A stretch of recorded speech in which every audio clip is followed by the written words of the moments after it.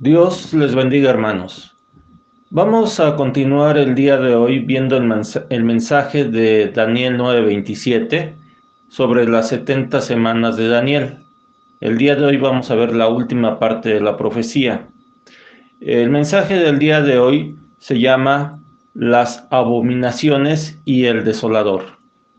Y leemos en Daniel 9:27. Y por otra semana confirmará el pacto con muchos. A la mitad de la semana hará cesar el sacrificio y la ofrenda.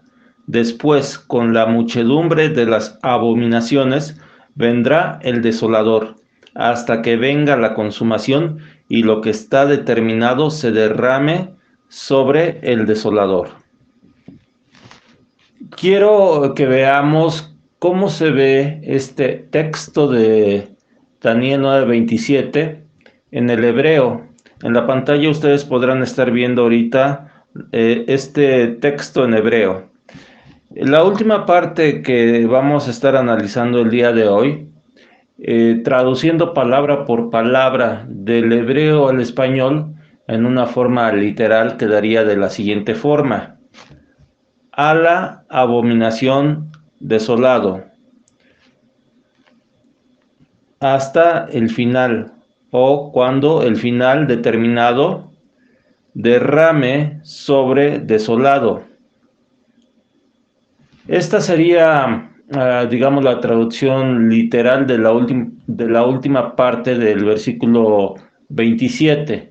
Como ustedes podrán ver, es algo complicado si lo queremos tratar de entender en forma literal, por lo cual iré explicando un poco cómo se está traduciendo estas palabras al español.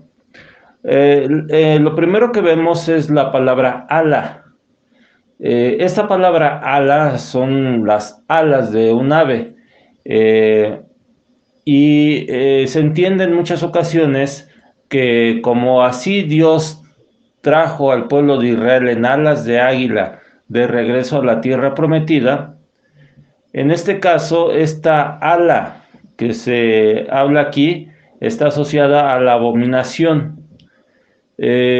Varios han traducido estas dos palabras, a la abominación, como una multitud de abominaciones, haciendo referencia a que las abominaciones vendrán en forma rápida, pero también vendrán en gran cantidad. La multitud de abominaciones vendrá.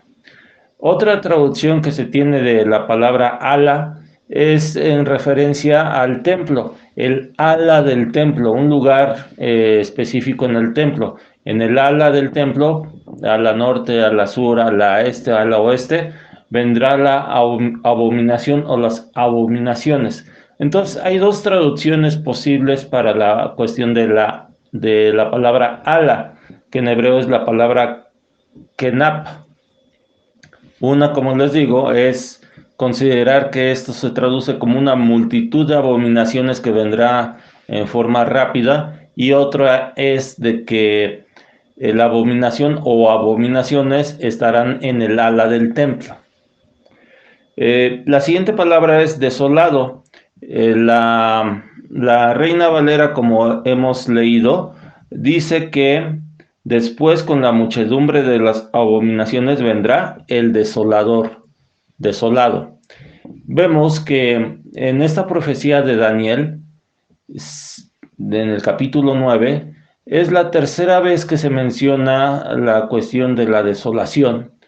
Vemos al inicio de la oración de Daniel que él estaba leyendo las profecías del profeta Jeremías acerca de las desolaciones de Israel. ¿Cuánto tiempo iba a estar desolado la ciudad de Jerusalén, el templo de Jerusalén, con motivo de que ellos habían sido transportados a Babilonia? Esa, voy a decirlo así, era la primer desolación o las primeras desolaciones. Después, en la profecía propiamente dicha, también se dice que después de que el Mesías es cortado, el templo sería destruido, y hasta el final de la guerra durarían las desolaciones. Esta sería la segunda desolación. En algún momento, al final de alguna guerra, el templo volverá a ser reconstruido, terminando con las segundas desolaciones. Pero aún habrá una tercera desolación.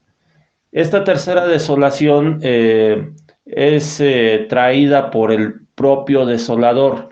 Trae las abominaciones al templo y el desolador va a desolar a Jerusalén y va a desolar el templo nuevamente. Esto sería la tercera desolación. Daniel justamente estaba orando para que la desolación de Israel, la desolación de Jerusalén, del templo, terminara, pero Dios le estaba mostrando que aunque iba a terminar esta desolación de los 70 años que profetizó Jeremías, aún vendrían otras desolaciones más adelante, propiamente vendrían 2 desolaciones más. Entonces vemos que la respuesta de Dios abarca todo el tiempo, abarca mucho más de lo que Daniel estaba preguntando.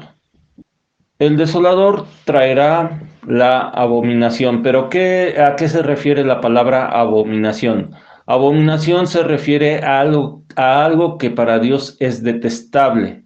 Y como vemos, durante el primer templo, antes de que fuera desolado, lo que a Dios le detestaba en gran manera que hacía el pueblo de Israel era la idolatría. Eso Dios lo detestó.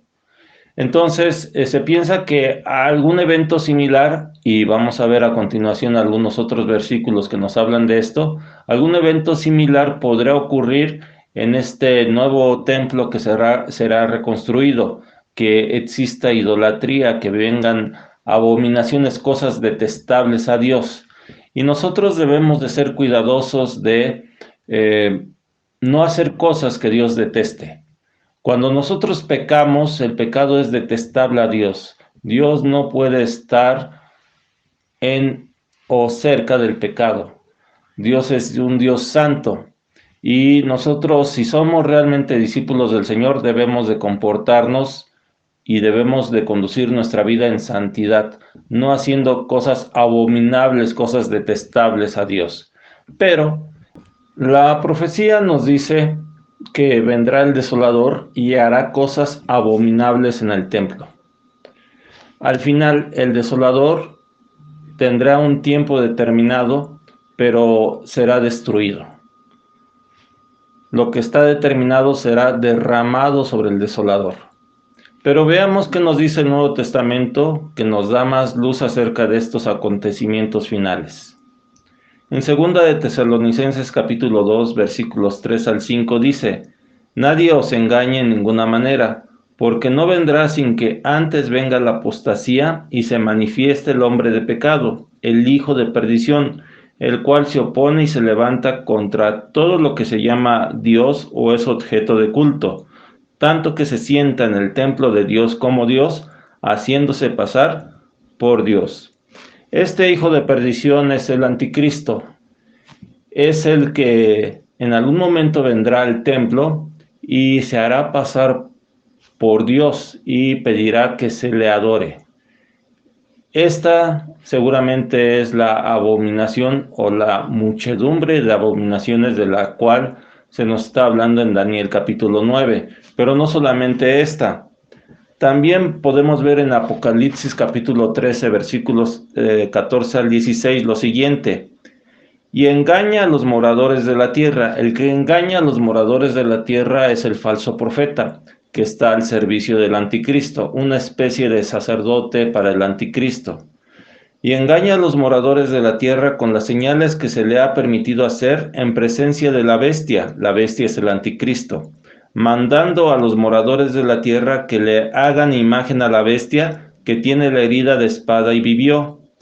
Aparentemente el anticristo será herido en algún momento en su vida y va a resucitar.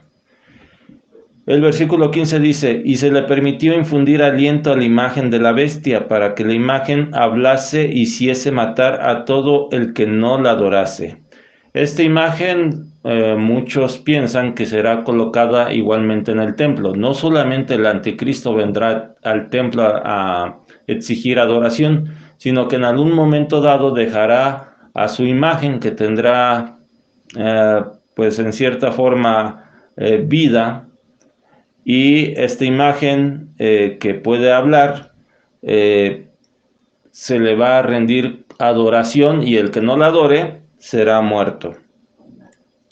Y también dice el versículo 16, y hacía que a todos, pequeños y grandes, ricos y pobres, libres y esclavos, se les pusiese una marca en la mano derecha o en la frente. Si los acontecimientos aquí son cronológicos, llevan orden cronológico, antes de que sea puesta la marca de la bestia, tendríamos que ver el templo reconstruido, tendríamos que ver a alguien que dice ser el Mesías, tendríamos que ver a alguien que se siente en el templo de Dios haciéndose pasar por Dios, y tendríamos que ver a una imagen que se le dé un aliento y que esta imagen hable. Antes todo esto de que salga la marca de la bestia, si son en orden cronológico los acontecimientos.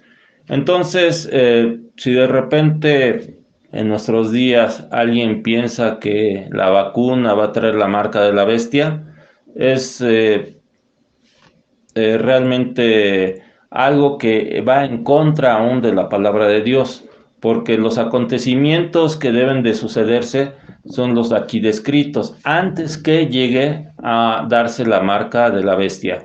Creo que para un cristiano, y un cristiano que lee la palabra y que sabe los acontecimientos que van a suceder, sería muy difícil que llegara a confundir la marca de la bestia con cualquier otra cosa. ¿Por qué? Porque si las cosas son en orden cronológico, primero tendríamos que ver el templo reconstruido, el anticristo pidiendo adoración y una imagen del anticristo cobrando vida.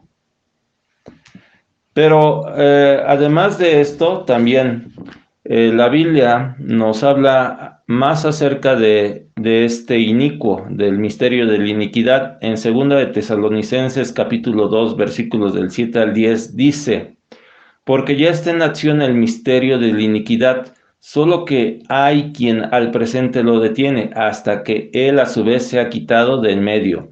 Y entonces se manifestará aquel inicuo. El inicuo es otra vez el anticristo, a quien el Señor matará con el espíritu de su boca y destruirá con el resplandor de su venida.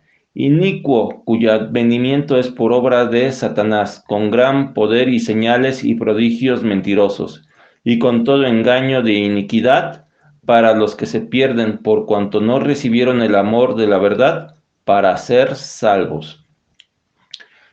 Aquí la Biblia nos habla de cuál va a ser el destino, qué va a ser derramado sobre el desolador, qué va a ser derramado sobre el anticristo.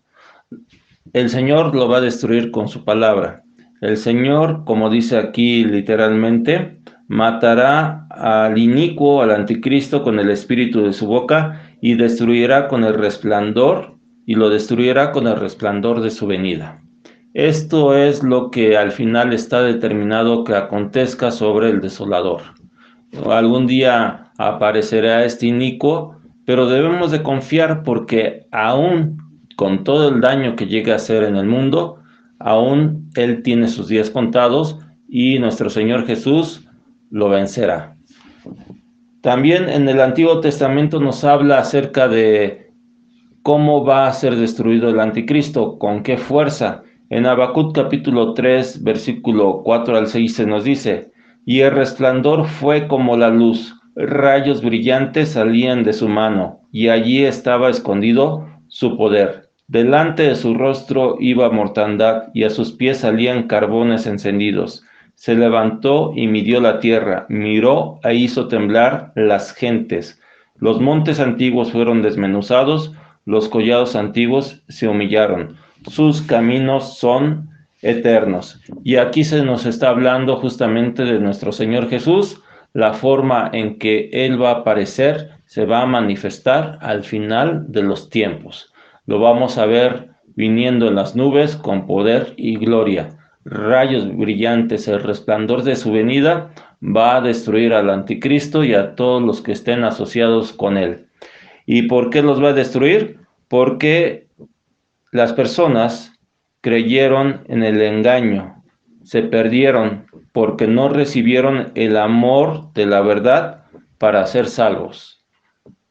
Nosotros que ya hemos creído en el Señor Jesús, somos salvos porque le amamos. Y si le amamos, vamos a permanecer en sus mandamientos. Si decimos nosotros que le amamos, pero no permanecemos en sus mandamientos, somos mentirosos. Realmente, posiblemente no seamos salvos.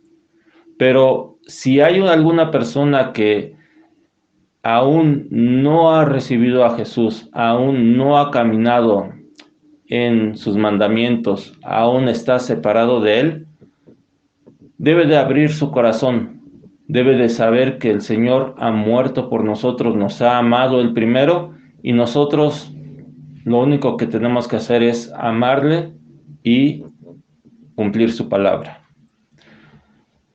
Si lo hacemos, entonces seremos salvos, pero si no lo hacemos, tendremos el mismo destino, el mismo fin que tendrá en algún momento el anticristo, el falso profeta y aún Satanás. Arrepintámonos de las cosas que hemos hecho mal. Vivamos una vida de santidad. Amemos realmente al Señor y guardemos sus mandamientos. Queda realmente poco tiempo. La profecía realmente es algo complicada de entender.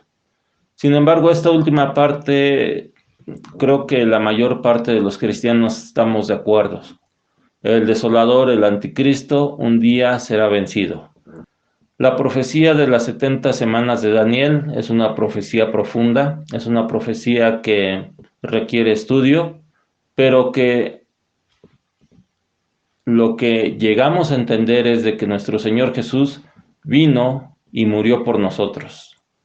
Vino a este mundo para ser cortado del mundo y llevar nuestros pecados.